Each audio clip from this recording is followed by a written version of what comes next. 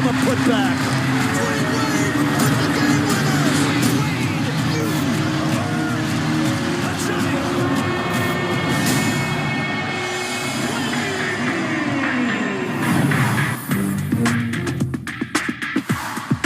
Dwyane Wade, bigger than basketball. Sponsored by AT&T. More than your thing, that's our thing.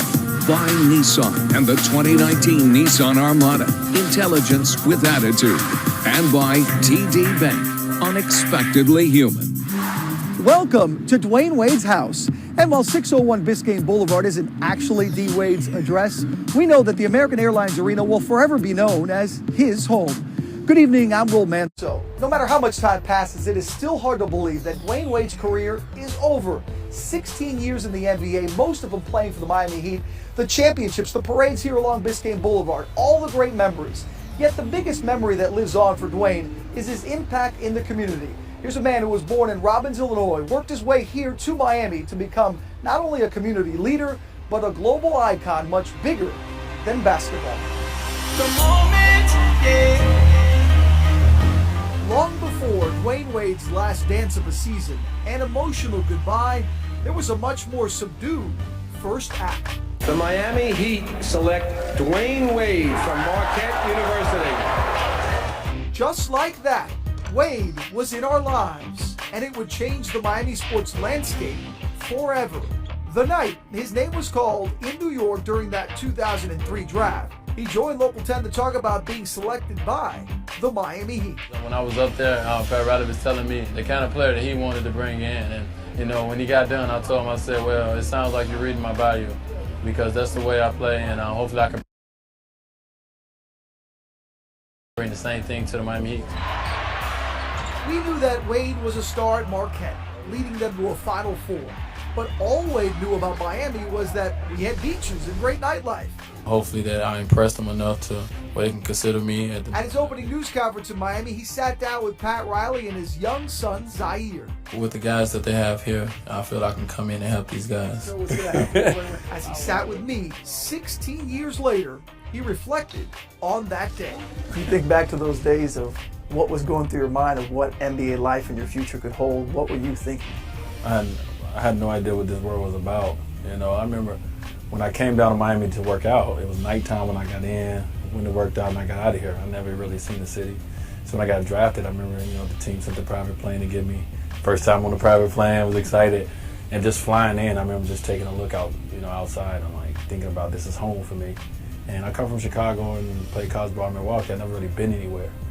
So it definitely was like an eye-opening experience for me. I remember standing at the Mandarin after the press conference and just looking off to the water, you know, on the balcony, like, what is this? You know, I had no idea, you know, just confused, but just excited about, you know, whatever, you know, was about to start for me. I didn't know what it was going to be, but I was excited.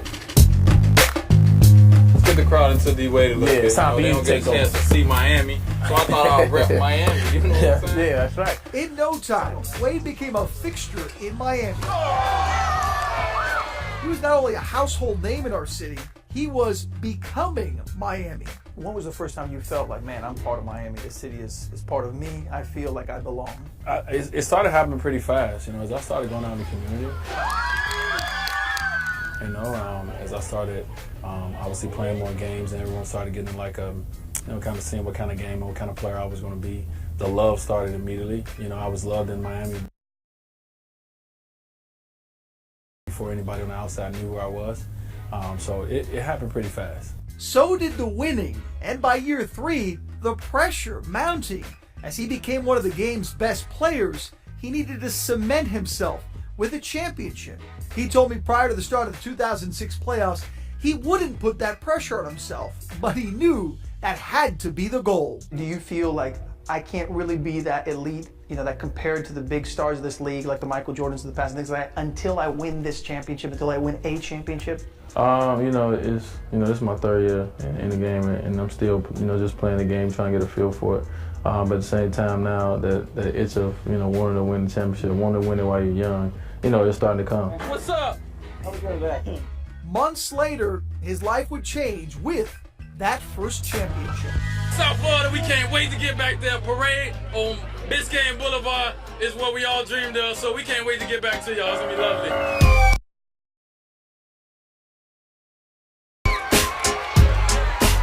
That championship parade would change his legacy forever. Little did he know at the time, he was building that legacy that would put him in the same company and eventually surpass some South Florida legends. I don't know at that time if I really knew that. You know, I was just, a young kid still, and then got an opportunity to play with some amazing players and was able to help lead us to a championship. And I was just like ecstatic about that. I really wasn't thinking about my place. Yeah. I wasn't thinking about, the Don Shulas, the Dan Marinos, and what they meant to, the city. I wasn't there yet.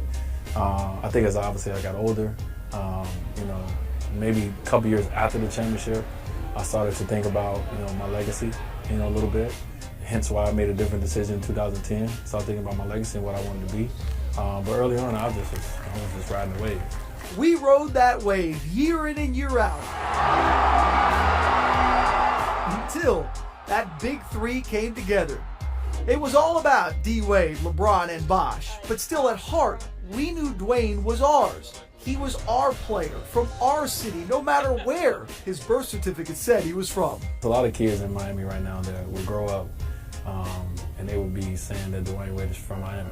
You know what I mean? When they have a conversation. Seems that way. Yeah. Because it's all we know. Right, that's all they know. Kids, especially someone who's 12, 13 years old, right? So, that's how much of Miami I am, that it's going to be people that's going to have an argument in school or in the barbershop or whatever. No, Dwyane Wade is from Miami. And I take pride in that, as well.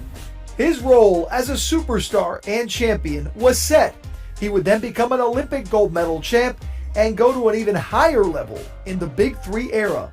With his good friends by his side, Wade helped add 2 more championships and countless memories. It's hard to even look at that and see that Bulls logo next to Dwyane Wade. Despite a brief breakup from the Heat to make stops in his native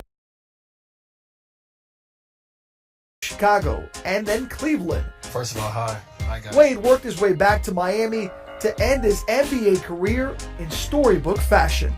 His last dance season didn't end in another championship, but by the time he stepped off the court one last time, it felt that way, because we all knew it was a celebration of a player who brought us those incredible moments so many times throughout his career.